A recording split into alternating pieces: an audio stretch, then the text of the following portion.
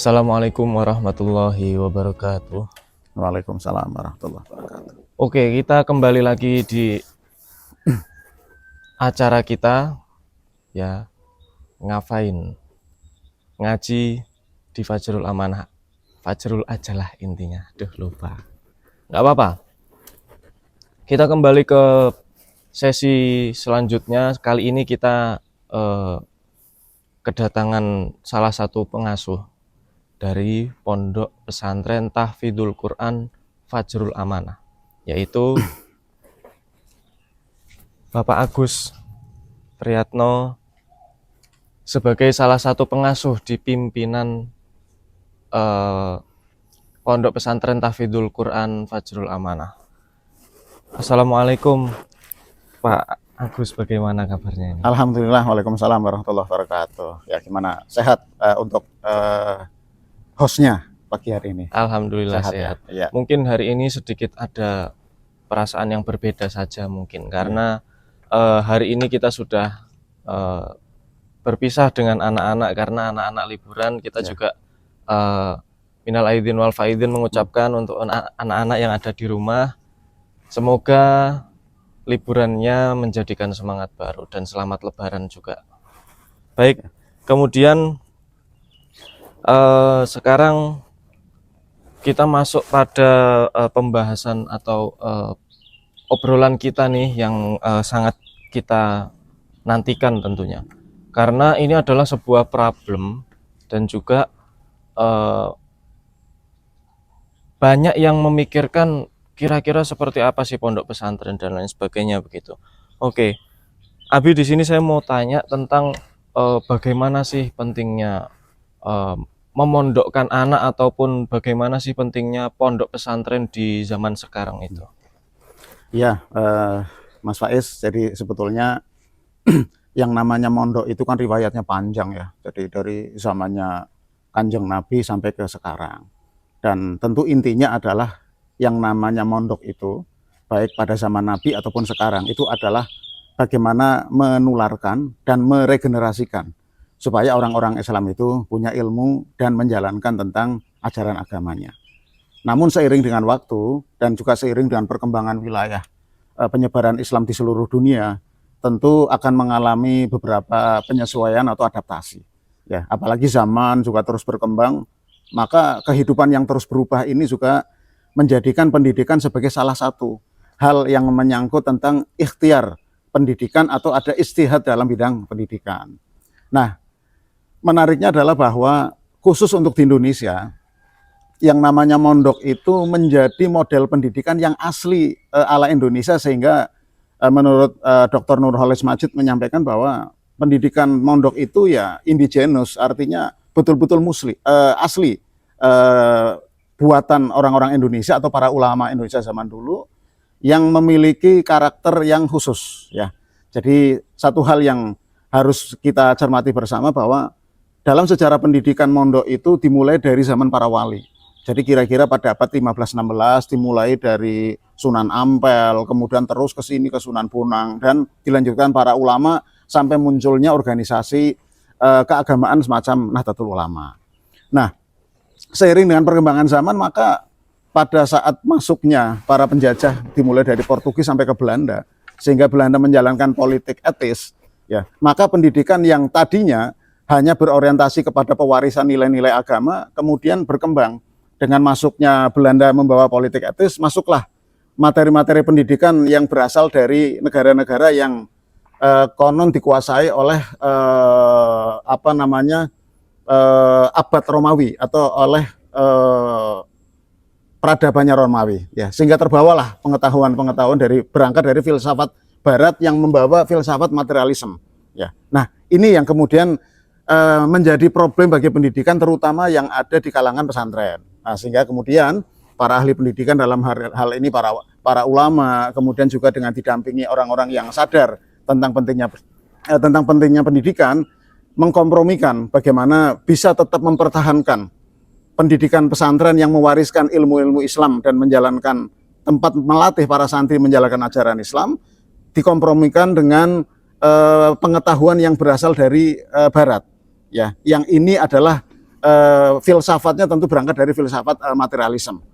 Nah, sehingga sekarang pendidikan itu menjadi model yang menarik di Indonesia. Artinya bahwa apabila orang tua kepingin memondokkan anak, tentu problemnya adalah bahwa ketika anak tidak disekolahkan di pondok pesantren atau tidak mondok, maka anak itu sangat minim mendapatkan pelajaran agamanya. Nah, sementara kalau dipondokkan saja dengan versi model pendidikan yang lama atau dikenal dengan pendidikan tradisional, anak tidak mampu untuk berkompetisi menghadapi situasi dunia yang terus berubah. Nah, karena itulah maka mondok ini menjadi kompromi atau solusi bagi orang tua sekarang untuk memilihkan pendidikan yang pertama, anaknya tetap terjaga dalam hal pendidikan keagamaannya, yang kedua, anak tetap mendapatkan porsi untuk nantinya pada masa depannya dia bisa berkompetisi. Nah, kira-kira begitu, Mas. Nah, orang tua yang sekarang itu memang mungkin masih belum paham nih tentang bagaimana pondok pesantren. Mereka kan ketika mau memondokkan anaknya pastinya otomatis kita ini harus memahami betul tentang model pondok pesantren tersebut. Ya. Nah, di situ kira-kira apa saja sih yang membedakan antara pondok pesantren yang mungkin saat ini kita duduki, yaitu pondok pesantren Tahfidzul Quran Fajrul Amanah, dengan pondok pesantren yang lain? Iya. Jadi memang di Indonesia itu pondok pesantren bisa dibagi dalam dua kategori, ya. Yang pertama adalah tentang faham atau aliran, yang kedua adalah spesialisasi. Ya, jadi ada dua kategori. Berbicara tentang fahamnya, maka kita bisa melihat bahwa di Indonesia itu ada beberapa model faham dalam hal keagamaan, ada Nahdlatul Ulama, ada Muhammadiyah, ada Persis, dan yang terakhir ini ada faham Salafi Wahabi. Nah, ini adalah dari sisi faham. Kemudian dalam hal spesialisasi, maka ada beberapa model pondok pesantren di Indonesia. Ya, yang pertama adalah ada pondok pesantren yang cukup lama atau yang paling lama, yaitu pondok pesantren yang mengajarkan tentang kitab kuning. Ya, kemudian ada pondok pesantren yang mengajarkan tentang torekoh atau tasawuf. Nah, kemudian yang ketiga yang sedang booming, ya semenjak tahun 90-an itu adalah pondok pesantren Tahfidzul Quran. Nah, orang tua ketika nanti akan memondokkan anak, maka dia harus cermat. Ya, ketika mau menitipkan anaknya di pondok pesantren, maka dia harus cermat. Kira-kira mana yang menurut orang tua itu cocok menurut keinginannya. Jadi tidak ada pondok pesantren yang paling ideal, yang paling tepat, tidak ada. Tetapi yang ada adalah nanti mengkompromikan kembali sesuai dengan pahamnya orang tua. Kemudian yang kedua adalah spesialisasinya mau di bidang apa. Itu tentang keilmuan yang ada di pesantren. Itu, Mas. Kemudian orang tua itu kan ketika memondokkan anaknya kan biasanya mencari pondok pesantren yang memang sudah besar, kemudian yang memang mungkin pondok-pondok yang besar itu dikiranya memang mungkin sudah sangat baik dan lain sebagainya. Kemudian yang pondok-pondok kecil mungkin yang memang baru berdiri ataupun memang yang sudah lama tetapi kemudian bangunannya masih biasa saja. Nah, itu kira-kira bagaimana sih cara tepatnya, atau mungkin hal apa yang bisa dijadikan patokan bagi orang-orang tua yang ada di luar sana untuk memilihkan pondoknya untuk anaknya? Iya. Jadi memang di Indonesia itu ada sebagian besar ya yang terutama salah dalam memandang tentang yang namanya pesantren bagus itu seperti apa. Jadi terutama yang ada di perkotaan itu biasanya melihat bahwa pesantren yang gedungnya bagus, yang megah, yang fasilitasnya sangat mewah seperti hotel, ya itu adalah tempat yang ideal. Ya, padahal dalam dunia pendidikan tidak seperti itu. Jadi terutama yang kaitannya nanti dengan pondok pesantren. Ya, jadi ukurannya adalah bukan megahnya, tetapi adalah ada beberapa hal yang harus kita pertimbangkan. Yang pertama adalah tentu adalah masalah kurikulum. Ya, di dalam kurikulumnya tadi, apakah memang pondok pesantren sudah mencoba membuat kurikulum terpadu yang terbaik untuk yang pertama kepentingan agamanya, kedua adalah masa depan si anak tersebut. Nah, itu kurikulum. Yang kedua, guru-gurunya. Ya, apakah guru-gurunya itu memang memiliki kompetensi atau tidak? Ya, jadi kalau pesantren tersebut adalah pesantren tahfidzul Quran, otomatis gurunya adalah memang berkompeten dalam bidang itu. Jangan sampai ngasal, bahasanya sekarang ngasal. Ya, Ya. orang dia guru bahasa Inggris ataupun guru matematika atau guru biologi, karena tidak ada guru ngajinya, akhirnya jadi guru ngaji, ngasal gitu loh. Bahkan ada salah satu pesantren yang ada di Indonesia ini, saking kurangnya guru ngaji sampai satpam saja jadi guru ngaji, yang penting bisa membaca Al-Quran sekalipun bacaannya bermasalah sebetulnya. Dari sisi tahsinnya atau dari sisi tajwid dan makhrajnya itu bermasalah. Ini kan persoalan atau problem. Jadi dalam hal yang kedua adalah guru itu penting. Dan yang ketiga metode, Mas. Metode pendidikan itu selalu berkembang. Ya, jadi bagaimana cara membuat anak itu menjadi pandai tentu harus diikuti dengan metodologi yang bagus. Metodologi itu adalah kemampuan sistem pendidikan yang ada di sekolah tersebut merancang cara terbaik untuk bisa memberikan kefahaman kepada anak dalam waktu yang cepat. Ya, artinya apa? Bahwa zaman menuntut segala sesuatu itu bisa berjalan dengan baik ya dan cepat. Nah, karena itu maka metodologi pun mempertimbangkan itu. Metodologi adalah mencari cara yang paling tepat untuk bisa mengajarkan anak menjadi baik dan menguasai pelajaran. Yang kedua, waktunya juga bisa diprediksikan atau bisa lebih cepat dan lebih baik. Itu yang lebih penting yang harus dipertimbangkan oleh orang tua. Gitu. Kemudian untuk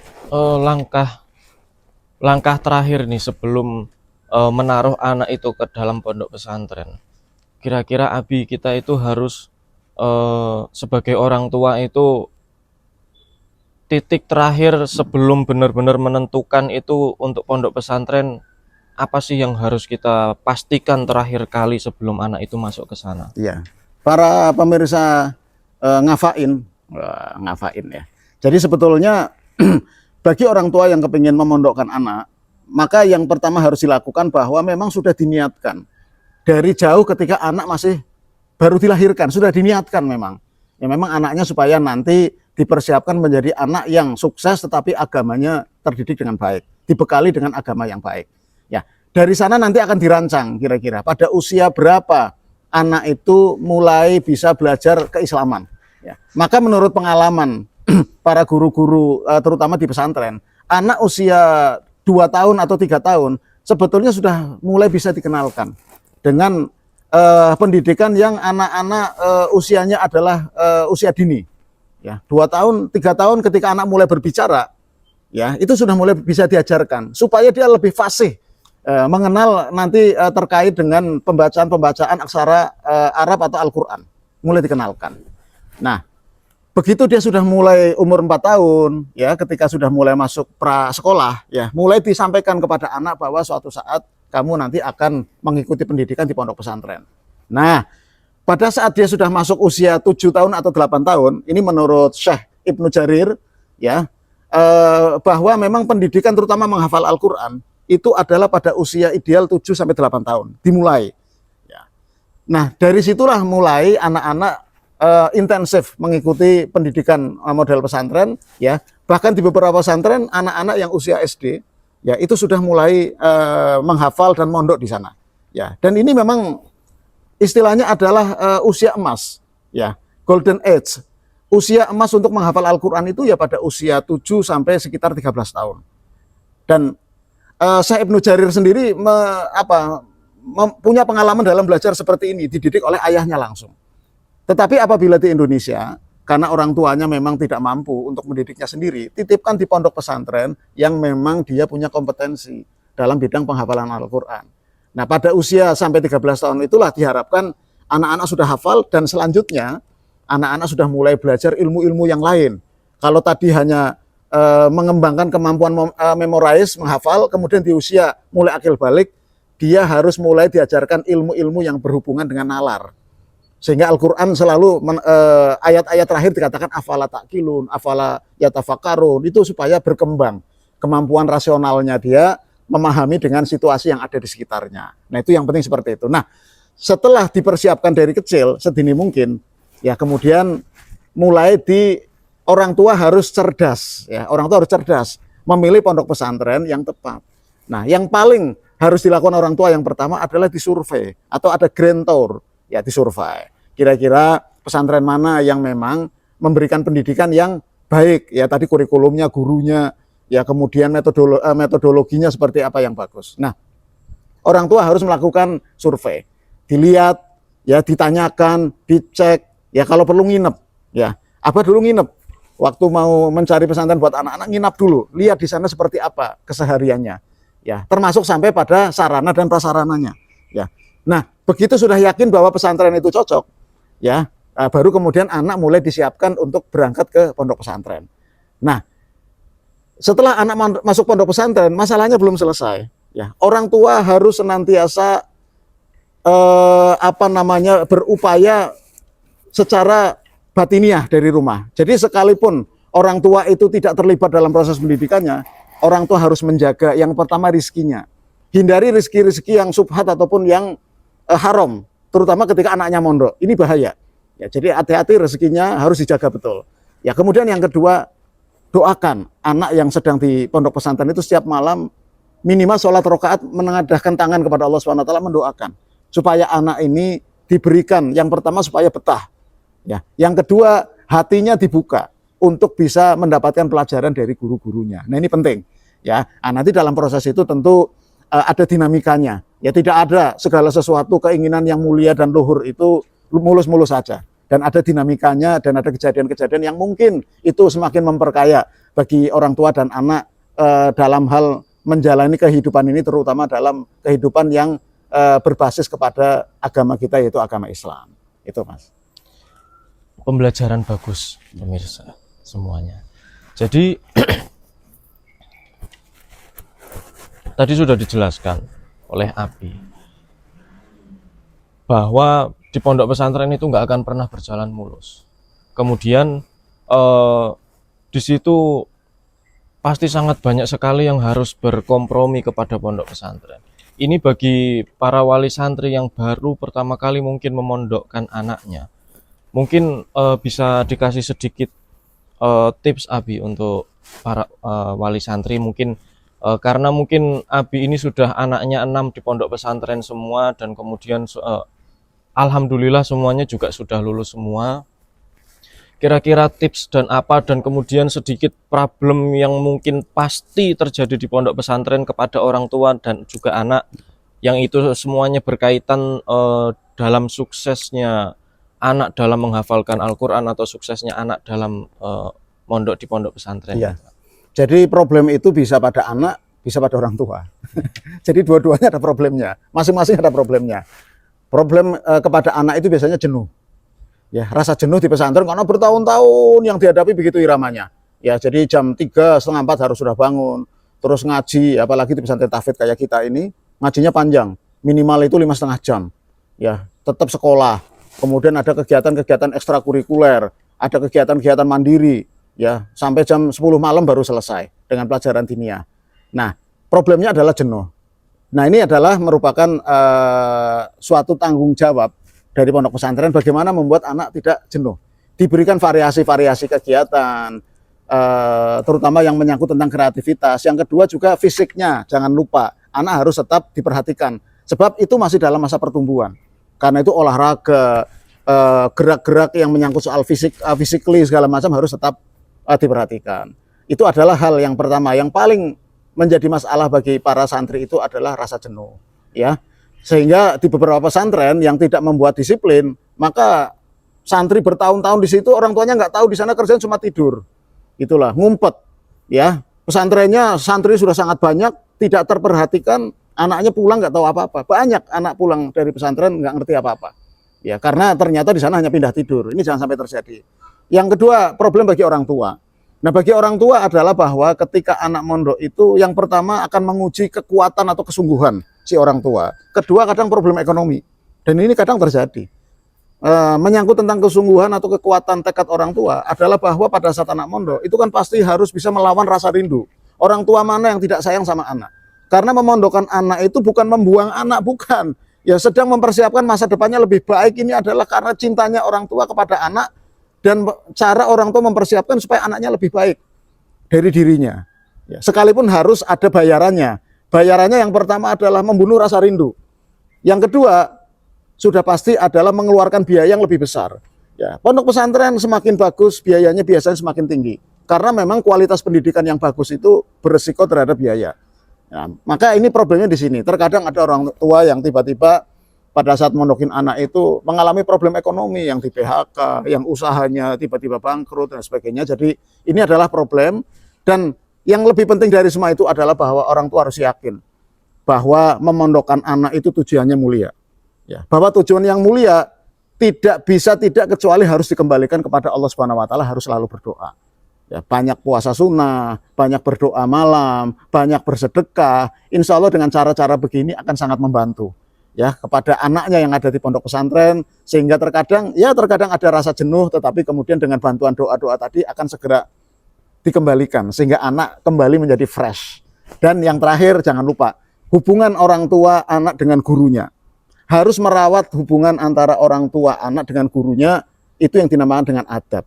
Ya, antara orang tua dengan anak itu harus selalu dekat dengan gurunya, harus mendoakan gurunya, harus patuh kepada gurunya, sehingga ilmu yang diturunkan bukan semata-mata ilmu secara duniawi atau bahasanya adalah knowledge saja, hanya ilmunya saja secara physically. Tetapi yang lebih penting itu adalah bahwa ilmu yang didapatkan anaknya nanti menjadi ilmu yang berkah. Dan ini sangat penting nanti untuk persiapan masa depan bagi santri atau anaknya itu. Itu kira-kira, Mas. Ini pembelajarannya sangat berharga karena di sini memang sangat real yang kita memang jalani. Terutama beliau sebagai ayah saya yang beliau ini berhadapan dengan dunianya orang tua, dan juga saya sendiri yang merasakan efek ketika saya ini di pondok pesantren.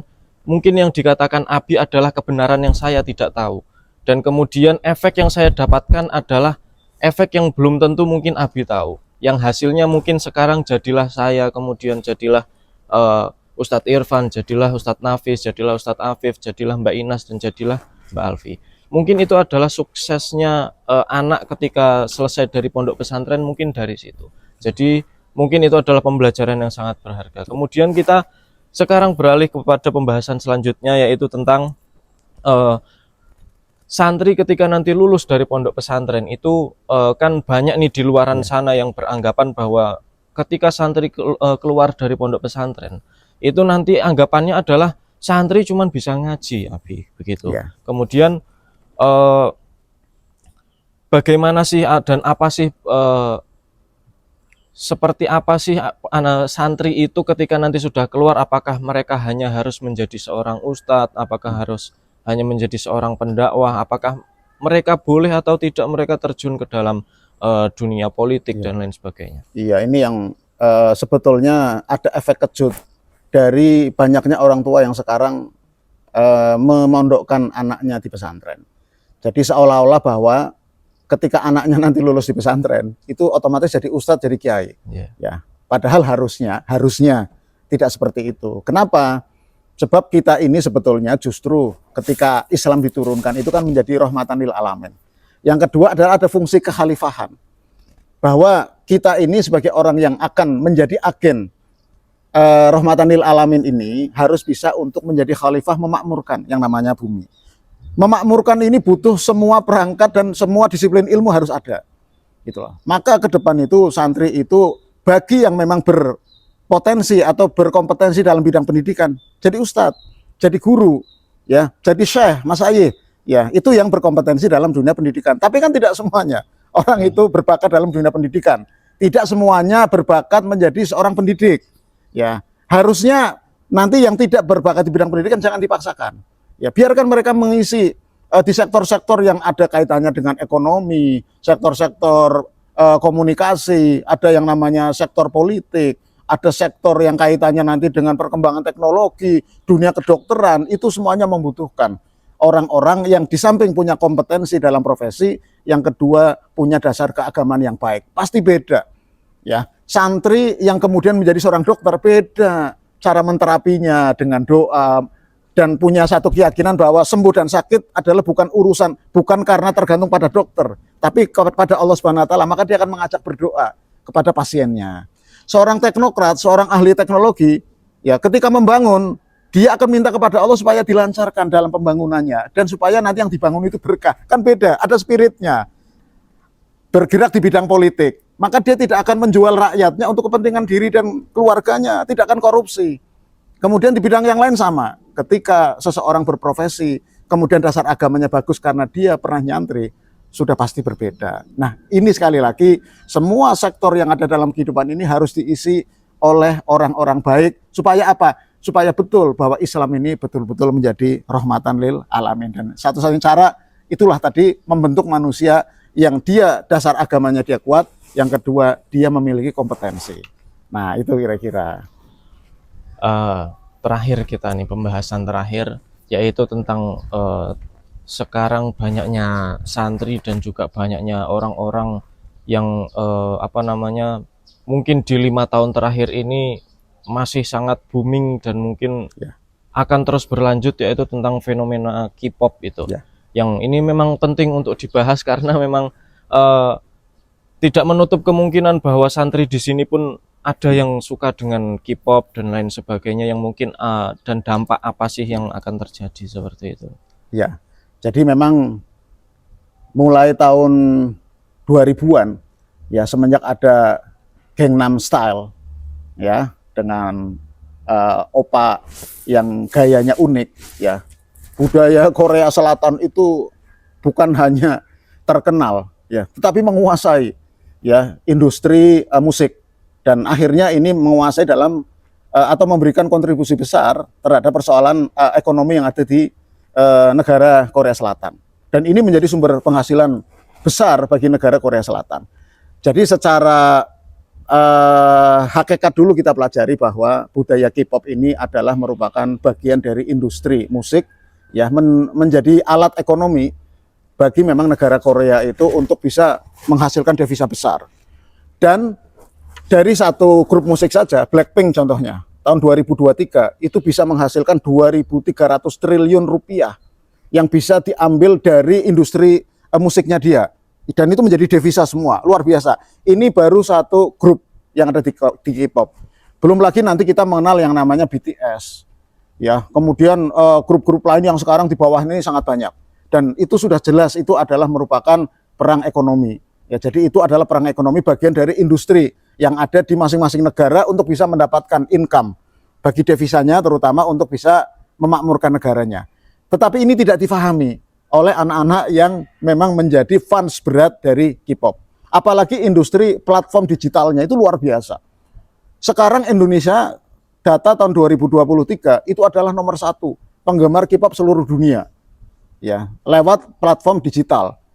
Artinya bahwa budaya K-pop itu sudah menggejala, dan harus kita akui bukan hanya di kalangan anak-anak yang istilahnya adalah anak umum yang tidak mendalami soal agama, bahkan di pesantren pun sudah mewabah.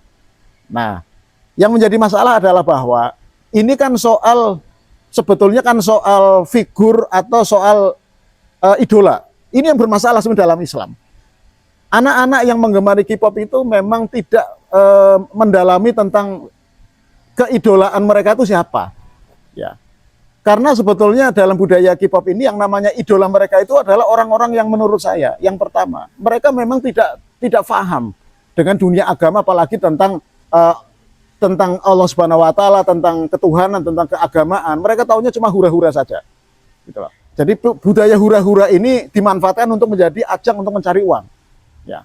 Sehingga yang kita lihat, dan anak-anak tidak pahami bahwa akhirnya para artis K-pop ini, coba kita lihat di data, kita buka Google, kita lihat, mereka akhirnya justru mereka menjadi ketika mereka sudah tidak laku, mereka stres dan banyak yang bunuh diri itu. Dan budaya seperti itu yang sekarang mau kita kembangkan, kan sangat rugi, gitu, sangat bahaya. Ya, mengidolakan sebetulnya para artis yang nantinya juga mereka akan stres sendiri dan matinya bunuh diri. Kita lihat di Google datanya seperti itu.